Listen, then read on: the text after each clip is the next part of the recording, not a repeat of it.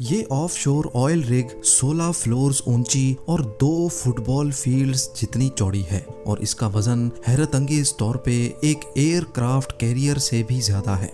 इस oil platform को एपोमेटिक्स कहा जाता है, जो फिल वक्त नॉर्थ अमेरिका में लुइसियाना के साहिल से 130 किलोमीटर दूर गल्फ ऑफ मेक्सिको में मौजूद है।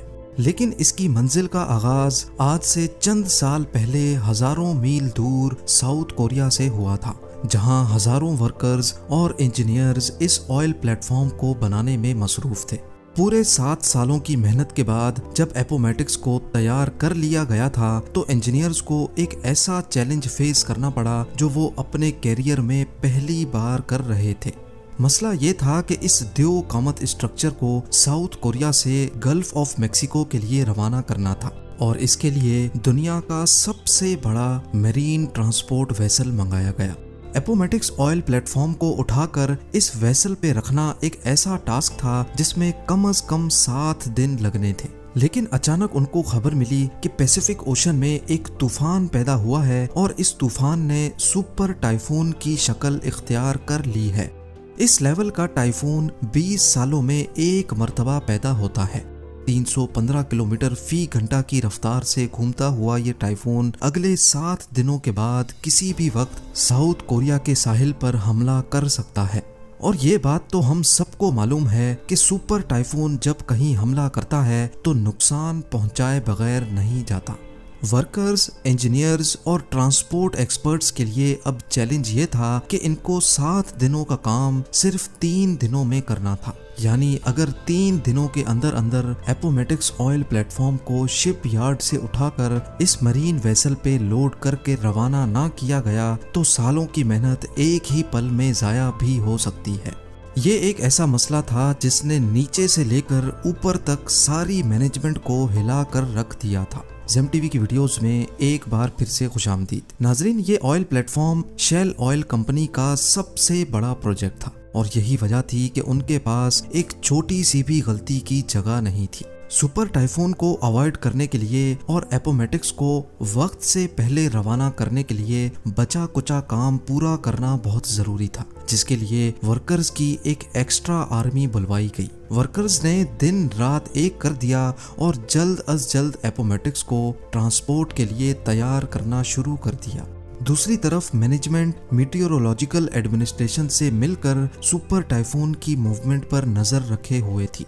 उनको एक उम्मीद थी कि शायद ये सुपर टाइफून अपनी डायरेक्शन बदल ले, लेकिन उनकी उम्मीदों पर तो जैसे पानी ही गुजर गया जब उनको ये मालूम पड़ा कि टाइफून तो पैसिफिक ओशन से सीधा साउथ कोरिया की जानिब बढ़ता जा रहा है। वर्कर्स की आर्मी ने जी जान लगाकर सिर्फ 3 दिनों के अंदर अंदर एपोमेटिक्स का सारा काम कंप्लीट कर लिया और अब बारी थी इस द्यो कामत स्ट्रक्चर को उठाकर फ्लोटिंग डॉक पर रखने की। इस पूरे स्ट्रक्चर का वजन हैरत अंगेज तौर पे 41,000 टन्स बताया जा रहा था।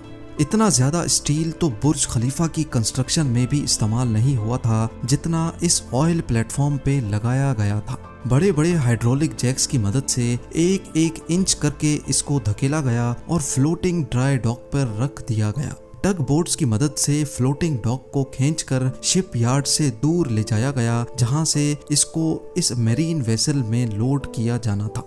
ये दुनिया की सबसे बड़ी मरीन ट्रांसपोर्ट वेसल है जो 98,000 टन्स का वजन आसानी से कैरी कर सकती है और इसी पर एपोमेटिक्स को दुनिया के दूसरे कोने गल्फ ऑफ मेक्सिको तक जाना था।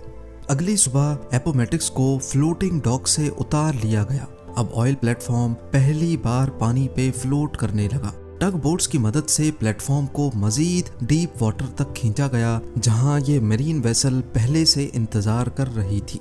दूसरी तरफ सुपर टाइफून तेजी से साउथ कोरिया की तरफ बढ़ता जा रहा था और मैनेजमेंट के सर पर एक तलवार सी लटक रही थी। अब सुपर टाइफून सिर्फ 48 आवर्स दूर था और जैसे जैसे वो करीब आता जा रहा था वैसे वैसे समंदर में उसकी निशानियां भी उभरने लगी थी। समंदर में हवाओं और लहरों का सिलसिला बढ़ रहा था जो एपोमेटिक्स के लिए एक खतरे की निशानी थी। अगला लम्हा बहुत ज्यादा नाजुक था। ऑयल प्लेटफॉर्म को वेसल पे लोड करना बहुत ही कॉम्प्लिकेटेड काम होता है। इसके लिए पहले वेसल अपने अंदर मौजूद वाटर टैंक्स में पानी इनटेक करती है, जिसकी वजह से वो पानी के अंदर चली जाती है। फिर टग बोट्स ऑयल प्लेटफॉर्म को खींचकर वेसल के ऊपर लेकर जाती हैं और फिर आखिर में वेसल पानी को वापस बाहर निकालती है, जिसकी वजह से वेसल ऊपर की जानिब उठ जाती है। लेकिन ये काम इतना आसान भी नहीं होता है जितना आपने इस एनिमेशन में देखा। इस काम के लिए समंदर का पुरसुकून होना बहुत ज़रूरी होता है, क्योंकि अगर लहरों में ये काम किया गया तो एपोमेटिक्स सही अलाइनमेंट में वेसल के ऊपर नहीं लोड हो पाएगा और ये चीज़ वेसल और एपोमेटिक्स दोनों के लिए खतरनाक हो सकती है। सुपर टाइफून की वजह से समंदर में काफ़ी तेज़ी थी। लहरों और तेज़ हवाओं की वजह से ये काम करना मुमकिन नहीं था। दूसरी जानिब वक्त बड़ी तेजी से गुजरता जा रहा था और सारी टीम का स्ट्रेस लेवल काफ़ी ज़्यादा हो चुका था। खुशकिस्मती से मीटियोरोलॉजिकल डिपार्टमेंट की जानिब से टीम को अगली सुबह सिर्फ 2 घंटे का वक्त दिया गया, जिसमें चांसेस थे कि समंदर पुरसुकून रहेगा। इन 2 घंटों में अगर ये काम ना किया गया तो फिर इसके बाद और कोई चांस नहीं मिल पाएगा। सुपर टाइफून अब सिर्फ 36 घंटे दूर था। सुबह सवेरे जैसे बताया गया था, समंदर पूरी तरह से पुरसुकून था। पहली फुर्सत में ऑयल प्लेटफॉर्म को वेसल के ऊपर खींचकर लाया गया और वेसल ने उसको पानी से निकालकर अपने ऊपर लोड कर लिया। सुपर टाइफून से कई घंटे पहले एपोमेटिक्स आखिरकार साउथ कोरिया को अलविदा करने में कामयाब हो चुका था। शेल ने अपने ऑयल प्लेटफॉर्म को सुपर टाइफून से बचाकर पहला चैलेंज तो कंप्लीट कर लिया था, लेकिन इसका मतलब ये नहीं कि अब आगे और कोई चैलेंज नहीं आने वाला। कई महीनों के सफर के बाद साउथ टेक्सास में ऑयल प्लेटफॉर्म को दोबारा अनलोड किया गया, क्योंकि 4 मॉड्यूल्स ऐसे थे जिनको यहाँ पर मैन्युफैक्चर किया जा रहा था। मॉड्यूल्स को एक एक करके प्लेटफॉर्म पे फिट किया गया और एक बार फिर से इसको 130 किलोमीटर दूर अपनी मंजिल के लिए रवाना किया गया, जहाँ इसको अगले 40 सालों तक रहना था। पूरे 7 सालों की मेहनत के बाद आखिरकार अब वो घड़ी आ चुकी थी जब एपोमेटिक्स को 30,000 फीट नीचे ऑयल वेल के साथ कनेक्ट करना था। जिस जगह एपोमेटिक्स पानी में फ्लोट कर रहा है, यहाँ समंदर का बॉटम 7,400 फीट डीप है। ये इतनी ज्यादा गहराई है कि इसमें लगभग 3 बुर्ज खलीफा फिट आ सकते हैं। लेकिन जिस ऑयल वेल से एपोमेटिक्स को कनेक्ट करना था वो हैरानकुन तौर पे इस गहराई से भी मजीद 22,600 फीट नीचे थी। समंदर की इतनी गहराई में पानी का प्रेशर बहुत ज्यादा होता है, जहां पर किसी इंसान का जाना और फिर वहां कोई मिशन अंजाम देना इम्पॉसिबल होता है। लिहाजा समंदर के बॉटम पे ऑयल वेल की ओपनिंग के साथ एपोमेटिक्स को कनेक्ट करने के लिए remotely operated under water vehicle को इस्तेमाल करने का फैसला किया गया। इंस्टॉलेशन क्रू जो कि एक अलग प्लेटफॉर्म से अंडर वाटर पाइपलाइंस को इंस्टॉल कर रहा था, उन्होंने ROV को क्रेन की मदद से समंदर के अंदर भेजा। ये एक बहुत ही कॉम्प्लिकेटेड काम होता है जिसमें पाइपलाइन को ठीक ऑयल वेल की ओपनिंग के ऊपर जाकर लैंड कराना होता है। 7,400 फीट नीचे ये काम इतनी एक्यूरेसी से अंजाम देने का कंट्रोल ऊपर बैठे ROV ऑपरेटर के हाथ में होता है, जो किसी वीडियो गेम की तरह ये मिशन परफॉर्म कर रहा होता है। खुशकिस्मती से ये काम पहली बारी में ही कर लिया गया। अब बारी थी पाइप को इंस्टॉलेशन प्लेटफॉर्म से एपोमेटिक्स तक ट्रांसफर करने की। इस प्रोसेस को राइजर ट्रांसफर कहा जाता है, जिसमें 4 अलग अलग वेसल्स एक साथ काम करती हैं।